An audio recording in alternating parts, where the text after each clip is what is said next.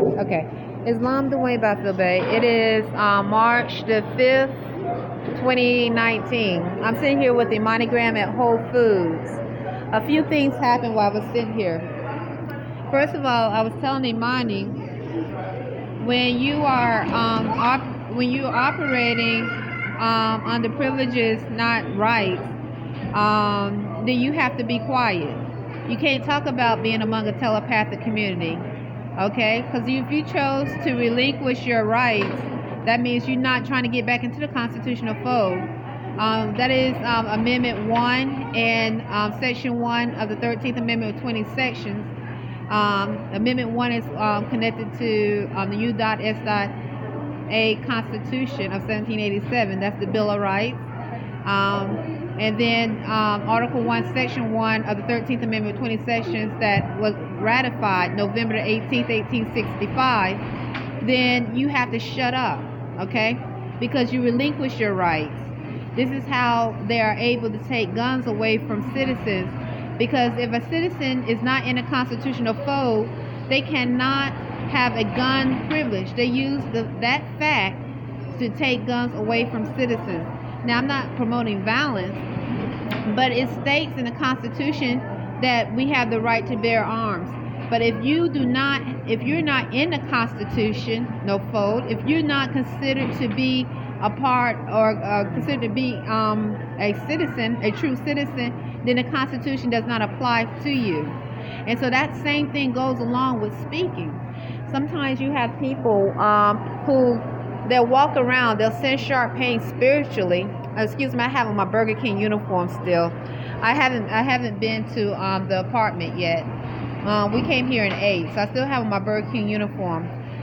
So Dwayne Battlefield Bay and my son Imani Grace here. Say Islam. Islam. So if they are able to sense sharp pains, but they can't talk about how they're able to sense sharp pains, they are able to read thoughts telepathically, but they can't talk about it because they're afraid of what will happen. That's because they are operating under privileges, not rights. They have no rights. They are operating under privileges. Okay? So as I was sitting here, a few things happened. While I was sitting here, maybe in the past 40 minutes, my genitals were attacked spiritually. And I connected that to, because we're in Whole Foods. And and so Whole Foods have food. I'm a Hebrew Muslim with my son Imani Arrington-Bey. I'm Rhonda Arrington-Bey, Hebrew Muslims. So if my genitals are being attacked in the open spiritually, okay, and there are kids here, kids from 6 years old, 5 years old, but they can see spiritually. They see this happening. These kids are going to grow up, and in the open they see a woman's genitals being attacked spiritually. All right, not because she has attacked somebody else's genitals spiritually, not because she sent a sharp pain to somebody else, not because she's trying to rape or molest somebody in the open, or she's trying to force herself upon somebody and be their friend. It's because she is a Hebrew Muslim sitting with her son, or she is actually giving testimony of what she is experienced or has experienced. All right, so she's using her amendment rights to do so. All right, she's not causing harm. Okay, so these kids gonna grow up, okay, and they supposed to represent the next generation. These kids, a lot of them already work in hospitals, and they grew up seeing these things. So these kids are gonna grow up working in hospitals. Some of them working in the pharmacy, psychiatric wards, and so they have already been exposed to violence upon someone who's not able to defend themselves in that same manner, and I wouldn't want to do it anyway.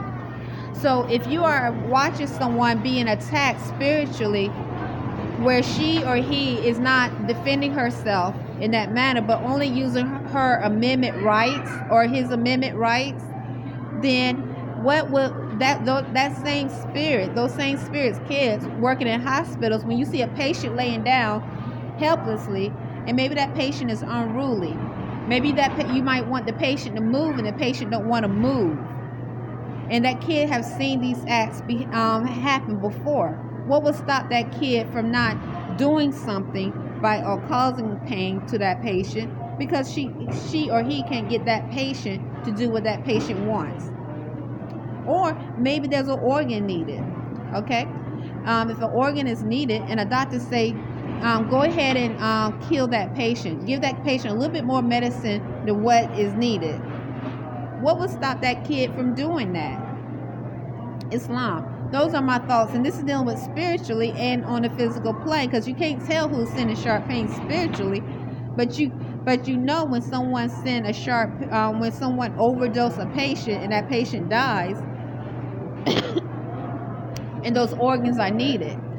Okay. So and they brought back another thought of me working in a hospital, and how I refused not to unhook an IV.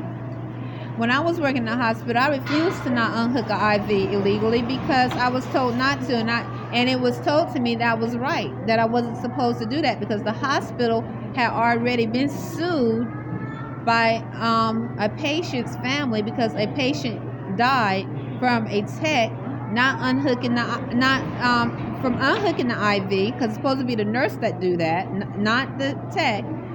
And the tech forgot to unhook hook the IV back up. Excuse me. And so that patient didn't have the fluids that the patient need, and so the patient died. So that hospital was sued. So we were warned to never do that. But yet, even though I brought to attention out of good intentions to tell techs that this is not supposed to be done, they still allowed it to be done at this hospital. Okay, so this is an example to me, a clear example of why it's important for me and my son Imani Gray to try to work on holistic health. Okay, because you have kids now, because this was what, let's see, 12, 13, 14, 15, 16, 17, 18, about 8 years ago. Okay, now it's obvious you have kids growing up in a society where violence is being tolerated and being normalized, violence. Okay, and so these same kids, when they want a job, they're going to go work in a hospital, some of them. Islam. It's something to think about. It is March the 5th, 2019.